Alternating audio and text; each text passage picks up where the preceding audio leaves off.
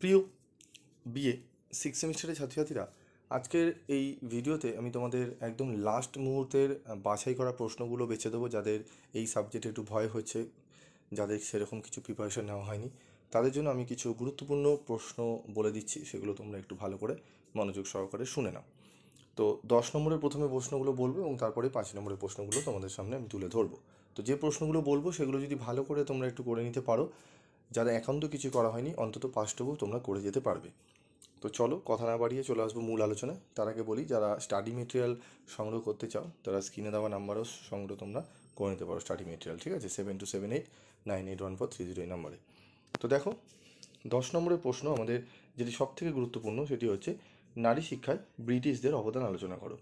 নারী শিক্ষায় ব্রিটিশদের অবদান আলোচনা করো, এই প্রশ্নটি খুব গুরুত্ব সহকারে পড়বে। এরপর যে প্রশ্নটি পড়বে, যে বৈদিক যুগে নারী শিক্ষা সম্পর্কে লেখো।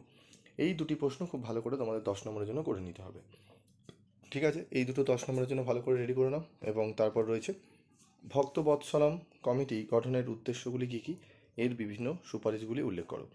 এই তিনটি 10 নম্বরের জন্য ভালো করে করে নাও। এই তিনটি 10 নম্বরের জন্য করে নিলে আশা করি তোমরা অনেকটাই উপকৃত হবে। এরপর যে প্রশ্নটি পড়বে 10 নম্বরের জন্য সেটি হচ্ছে, নারী শিক্ষায় রাজা রামমোহন রায়ের ভূমিকা আলোচনা করো। নারী শিক্ষায় রাজা রামমোহন রায়ের ভূমিকা আলোচনা করো। তাহলে টোটাল 4টে 10 নম্বরের প্রশ্ন বললাম। এবং আরেকটি প্রশ্ন রয়েছে, নারী শিক্ষা ও নারী ক্ষমতায়নের মধ্যে পার্থক্য কী, আধুনিক সমাজে নারী ক্ষমতায়নে বিদ্যালয়ের ভূমিকা আলোচনা করো। এই দুটি প্রশ্ন ভালো করে, এবং আগের দুটি, টোটাল 4টে প্রশ্ন আমি তোমাদের বললাম।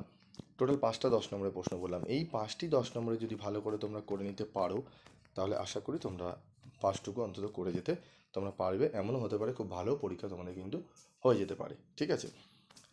তারপর রয়েছে আমাদের আরেকটি প্রশ্ন, যদি চাও করে নিতে পারো যারা একটু এক্সট্রা পড়তে চাইছো, নারী ক্ষমতায়নে শিক্ষার ভূমিকা আলোচনা করো, ঠিক আছে? এই প্রশ্নটি ভালো করে করবে। তো চলো আমরা এবার দেখে নেবো আমাদের গুরুত্বপূর্ণ 5 নম্বরে মাত্র 3টি প্রশ্ন ভালো করে করতে হবে।